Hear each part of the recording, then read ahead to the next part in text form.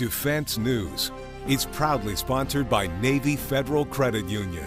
If you're a member of our nation's armed forces, the Department of Defense, or if your family is, we'd be proud to serve you too. On this episode of Defense News Weekly, you track your fitness and sleep at home? Now the Army wants to get into the action. We'll show you how. Plus, we dig into the Marines Super Squad competition. See what this year's winners got for being the best. And we see who's training with Americans as the Chinese threat looms in the Pacific. Also, want some fresh career advice as you're leaving the military? A newsletter aims to deliver. We'll have that later in the show. And an angry kitten? See who's planning to bring this fighting feline to the battlefield. It's the latest in news and analysis from Pentagon to the platoon here on Defense News Weekly.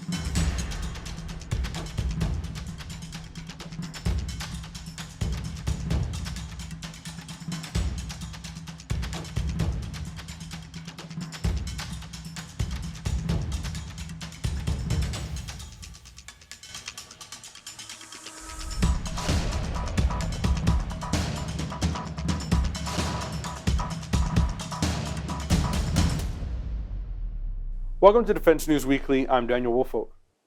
Armies from the United States and Indonesia held annual joint combat exercises Friday on Indonesia's Sumatra Island. That's after signs of growing maritime activity by China in the Indo-Pacific region. More than 5,000 soldiers from the U.S., Indonesia, Australia, Japan, and Singapore joined this year's exercises, making them the largest since the drills were established in 2009. The joint drills began early this month in Indonesia on the island of Sumatra and Borneo. China sees the expanded drills as a threat. Chinese state media have accused the U.S. of building an Indo-Pacific alliance similar to NATO as a means to intentionally provoke conflict. U.S. Indo-Pacific Commander Admiral John C. Aquilino said threats are what they're trying to avoid.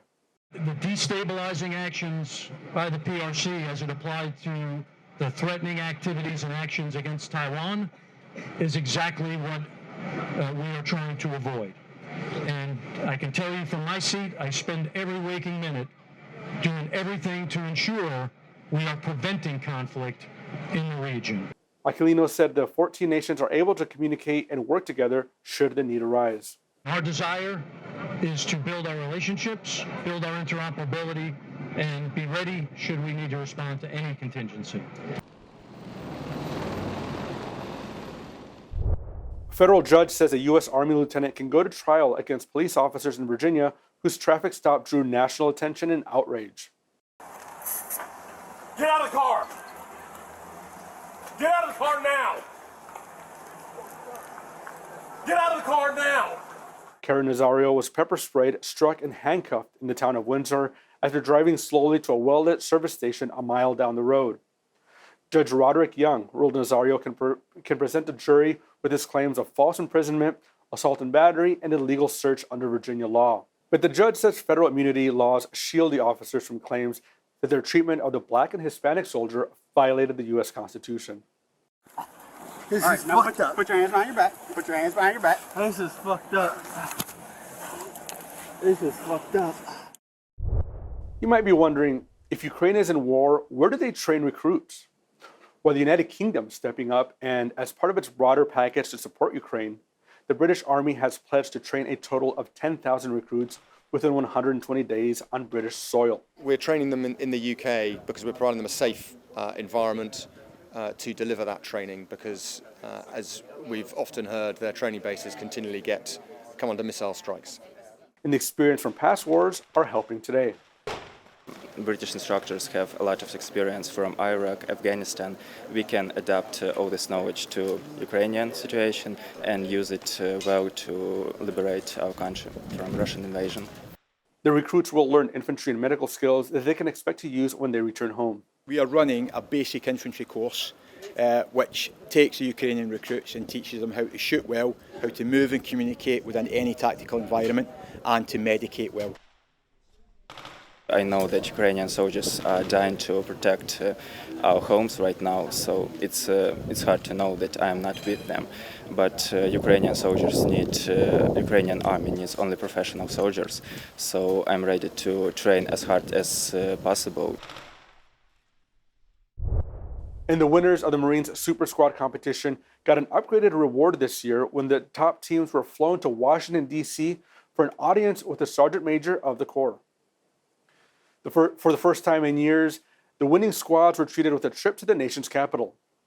There, they got to meet the Sergeant Major of the Marine Corps, Troy Black, visited the historic Marine Barracks in D.C., and checked out the nearby Marine Corps Museum.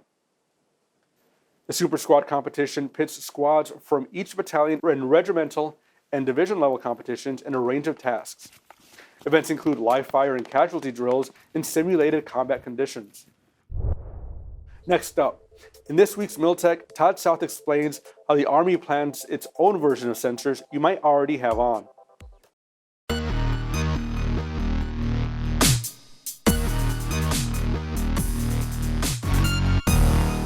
So you've got a fitness tracker on your phone, right? And on your watch, and a sleep tracker, and a diet nutrition tracker, and a meditation app. Okay, well, that's probably it. Wait, do you have an automatic link for workout guidance, trainer-assisted workouts, for scheduling a therapy session or evaluation? Probably not. And I'm sure you want to sculpt those guns, but you actually need to know if you're progressing enough to pass that pesky Army combat fitness test, right? Well, a few troops are testing an application and service support system to see all that stuff come into one single hub, running through a pilot program that's called Coach Me Plus. The application is based off years of work with professional sports teams and studies in recent years with soldiers, airmen, and other service members. Now, pretty much every military service is up in their physical fitness game, with stricter PT tests and better science on warm-ups, cool-down, hydration, nutrition, stretching.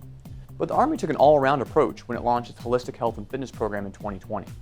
That effort seeks to revamp fitness by combining mental, physical, nutritional, and even spiritual aspects into how the service guides and improves the health of its soldiers. But that's a lot to track. So that's where Coach Me Plus comes in.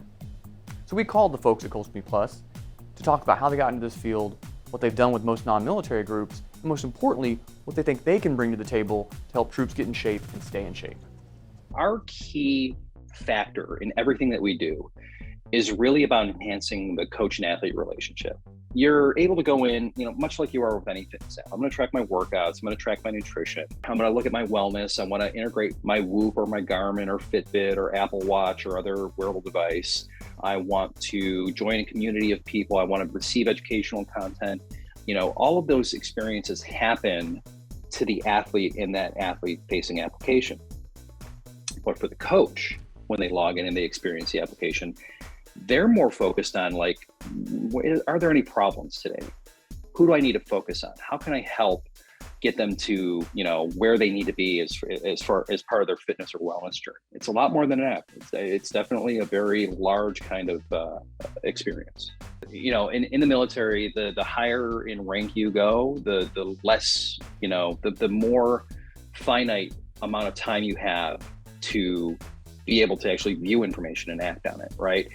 They may not be concerned about, soldier snuffies, the fact that he ate a bag of Cheetos yesterday, right?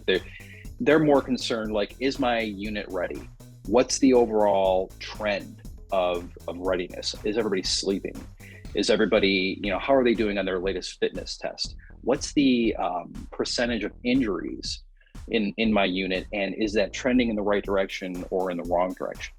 When you get into human performance, there's no one size fits all model to how you approach, wellness and care and fitness with your entire group. So not only do you have to consider how you're sharing information with commanders and with individuals and things like that, but you also have to understand the context of the location that you're in. What period you're training? Are these folks in a schoolhouse? Are they, are they in basic training where, they're gonna get fatigued and they're not gonna sleep? We know that's not gonna be a red flag for us. What's gonna be a red flag is when, something else goes out of whack. So you have to understand the context of where and when and how these soldiers are performing, and being able to deliver that information to key people is more important than, anything else that we've ever done. You really have to shape the information into a story that's usable by the folks that are using it. 1001, 1002. Oh, sorry. I'm not sure you heard. I just did 1,000. Works the uvula, kind of connects back. It's not really important. So as you heard, Coach B Plus is working on refining the product, and if they're successful and the Army likes what they deliver, it could be how future soldiers track, test, and transform their total life fitness. I'm Todd South with Military Times, bringing all the news you need to sculpt your guns. 2005, 2006, 2007, 2008. Thanks, Todd. Up next, we see who is investing in high-altitude balloon technology for reconnaissance and what's needed most in U.S. missile defense. Stay tuned.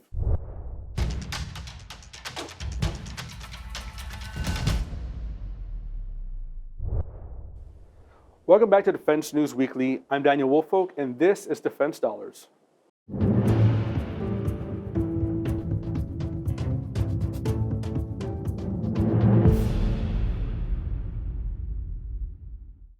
The Space and Missile Defense Symposium was held last week in Huntsville, Alabama, where military and industry leaders discussed the future of missile defense.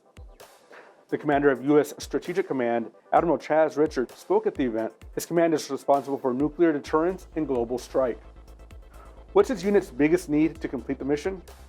Well, he said it's a robust missile warning capability. He said missile warning is critical so that he knows how to posture and use his forces to respond to rapidly expanding missile threats such as hypersonic weapons, cruise missiles, unmanned aerial systems, and several novel weapon systems. He noted that a Chinese test last year of a fractional orbit bombardment hypersonic system was something the world hadn't seen. The United Kingdom will have balloons provide a stratospheric comms, intel, and reconnaissance. Sierra Nevada will demonstrate the balloon's capabilities as part of the UK's Project Ether. That's according to an August news release from the company that puts the contract at $121 million. With their minimal weight, high-altitude balloons have attracted attention for their ability to remain in the air for long periods of time while conducting surveillance operations, as well as their potential capability to track hypersonic weapons. And back on this side of the pond, U.S. lawmakers have also signaled their interest in the technology. The Senate version of the National Defense Authorization Act, or FY23, puts $15 million towards stratospheric balloon research. The bill also includes an additional $10.2 million for high-altitude balloons for Southcom as an unfunded requirement or wish list item under its classified programs list. If you've got electronics on the battlefield, your biggest foe might be feline. The U.S. Air Force's Air Combat Command is testing Georgia Tech Research Institute's next-generation electronic warfare equipment, better known as the Angry Kitten Kit. That kitten isn't just cute, it's also smart. During the evaluations this year, the Air Force says the kit was reprogrammed overnight to account for what it had encountered in its previous mission. That's a big accomplishment, according to the Air Force, because electronic warfare software tends to be rigid. Researchers call this technology cognitive EW, which uses machine learning and other sophisticated tech to select ways to jam enemy signals and analyze its performance before self-correcting.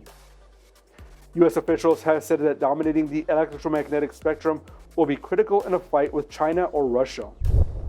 As Russia continues its invasion of Ukraine, NATO is beefing up its air defenses along the alliance's eastern flank. Member countries have deployed more fighter jets and missile defense systems to protect against air and missile threats. NATO says this enhanced deterrence is purely defensive. It says its air shielding deployment lasts from weeks to months, adding that its legacy air policing mission has not changed and that the Allied fighter jets are on alert 24/7 to respond to any threat in Allied airspace. A fresh newsletter aims to make sure your transition to the civilian world gets what it needs. Last week was the inaugural issue of the AARP Veteran Report. Here's more about the resource. Toby, welcome to the show. AARP has a new Veteran Report newsletter. It's a bi-monthly newsletter, I believe. Who is this for? So it's for veterans. I mean, there are 17 million or so in this country, of varying ages and demographics, but a very, very big community out there. So what we're aiming to do is tell inspiring stories of heroism and sacrifice and service, but also combine that with practical tips that will be useful for veterans in their everyday lives. And where did the need come from for this product? Well, we've noticed that we have very strong sort of veterans content across AARP, and we have a number of practical tools, like we have the Health Benefits Navigator, for instance, And we've noticed that while those things were being used, they're not being used by enough people. So we feel that the resources within AARP that we want to get out to more people.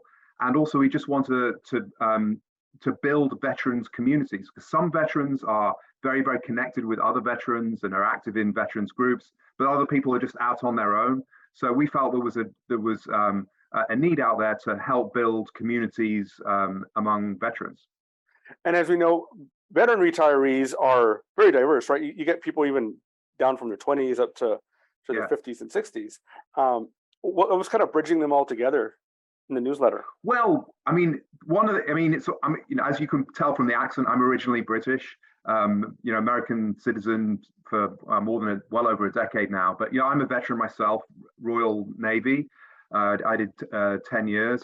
But one of the things I've always found incredibly impressive about the United States is how service is honored, no matter what form, whether it was you were in combat, whether you just spent a couple of years, whether you spent 30 years. And so I think despite the diversity and the range of age and income brackets and backgrounds, there is the idea of service and the pride in service in the United States really does unite veterans almost like no other group. And speaking about a group within that group that I saw that you target is military retirees going into the workforce. Can you tell me a little bit about what's unique about that specific set of people? Yeah, absolutely. I mean, in our first newsletter, we led with the Gary Sinise interview, but we had a piece written by Valley Gideons, who is the wife of a retired Marine colonel who spent 30 years in uniform. And so she, when I was commissioning the piece, she was telling me about, how, obviously high functioning individuals. This guy was a colonel who commanded, troops in war. But, the sense of grief, almost leaving the military, a loss of community, wondering about sense of purpose, and also their own sort of marital relationship had changed. And so she gave a very sort of sensitive and useful, practical take on these are the things you're going to deal with, whether you've been in for decades or just a short space of time. And here are a few tips as to how you can navigate that. And Toby, where can somebody find this newsletter and sign up for it? So aarp.org/veteran report. You'll find it there. And, we're trying to build up our subscribers. We have comments underneath the articles. There's an email there, so you can provide story ideas and feedback. So we're trying to build a community. It's now out in the world. And so we're looking for reader feedback. And so we can kind of make each issue every 2 weeks sort of better than the last. There we go. Toby Harnden, thank you for joining us. Thanks so much. Good to be with you, Daniel. Stay tuned. After the break, personal finance expert Jeanette Mack talks about ways to prepare for college expenses.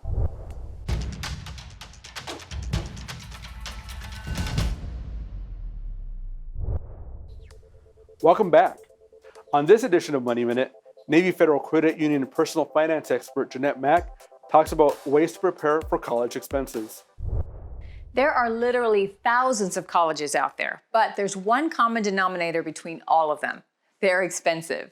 That's why planning ahead is so vital in making the hopes of earning a college degree more attainable. It's also the most effective way to reduce the anxiety that comes along with it. And there's no reaching the goal of having money for college without a budget. You have to gauge all your potential expenses, listing out what might be necessary beyond tuition, like housing, meals, and transportation, just to name a few. If your student will be working while studying, decide how much of their pay can or should go towards certain costs. Keep emergency money in an account for only those times it's needed. The unexpected does happen in college too. Saving for higher education takes some education as well, so do your research. Learn what other options may be available to you for financial aid. The free application for federal student aid can unlock even more financing options. Scholarships, state programs, and specific school-to-school programs can be viable too, but usually within a certain time frame and must be applied to by a certain date, so do check on those. Start early and stay the course. College may be expensive, but with careful and purposeful planning, it can be done. Thanks, Jeanette. We'll see you next time. To get more coverage of military and defense issues, make sure to check out our headlines every day at Army, Navy, Air Force, and Marine Corps Times.com and DefenseNews.com. And do you like being the smartest person in your unit? To get fresh headlines in your inbox every weekday, subscribe to our Early Bird Brief. Or if you prefer to get your news on social media, follow us on Facebook, Twitter, and Instagram. And when we come back, the head of one of the military's most important defense agencies talks to Defense News. It's all about missile defense, so don't go away.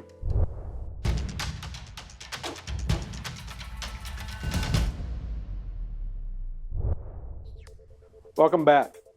The Space and Missile Defense Conference was recently held in Huntsville, Alabama.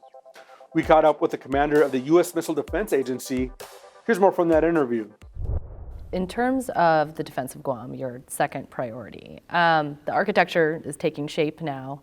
Can you tell me more about what is in the works, what you need to get done in the next several years? And then also what you're hoping this will teach, I think, missile defense overall, homeland, what can be applied to potentially homeland missile defense, for instance, or other places in the Pacific, Hawaii, for instance. We have seen that I think Congress has backed off a little bit on the homeland missile defense radar in Hawaii and wants to see where things are going in Guam. So obviously a lot of eyes are on this.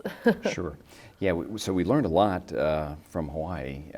That radar was designed to really protect the islands from the rogue threat, which we know will continue to evolve and become more complex over time. Our issue became sighting. And sighting is tough. We dealt a lot with that when we were building LRDR, Long Range Discrimination Radar, up in Alaska, and they're all uniquely different. So Guam will have sighting challenges of its own.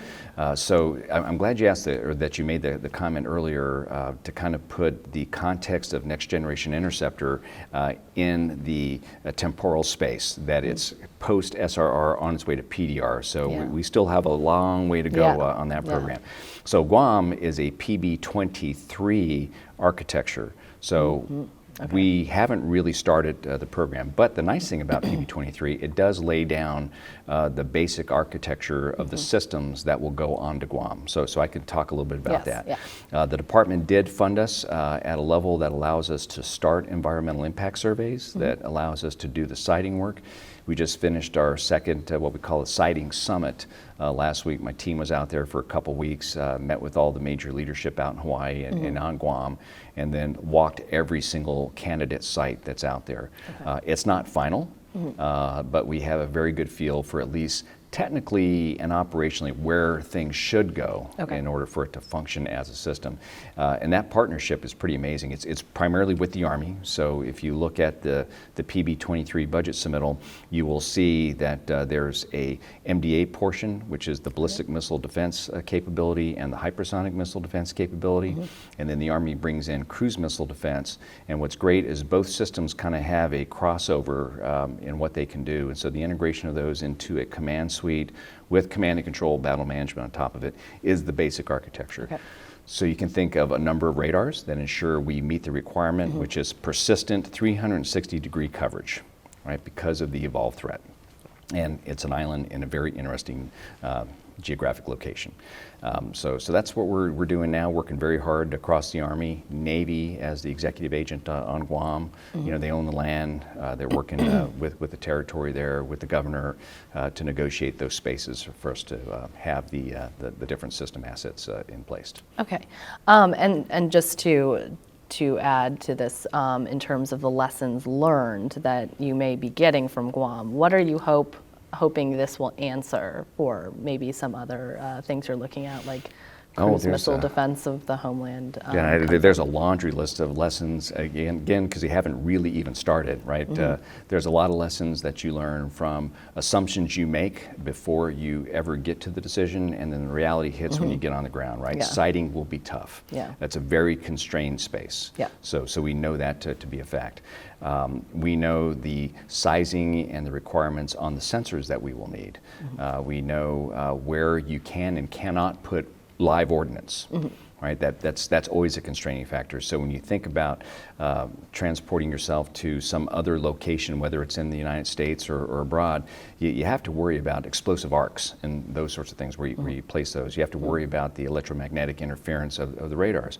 Yeah. So one of the first conflicts we had, and it's been in the press already, but I think it's resolved, is if you're going to build a hospital on this site and you have a radar over here, is it okay to put radar energy through that site where you bring medevac helicopters in? The answer is no, right? So we have to go resolve those sorts of things. That's all we have time for this week. Please visit us on militarytimes.com and defensenews.com for more coverage. Thanks for joining us, and we'll see you next week.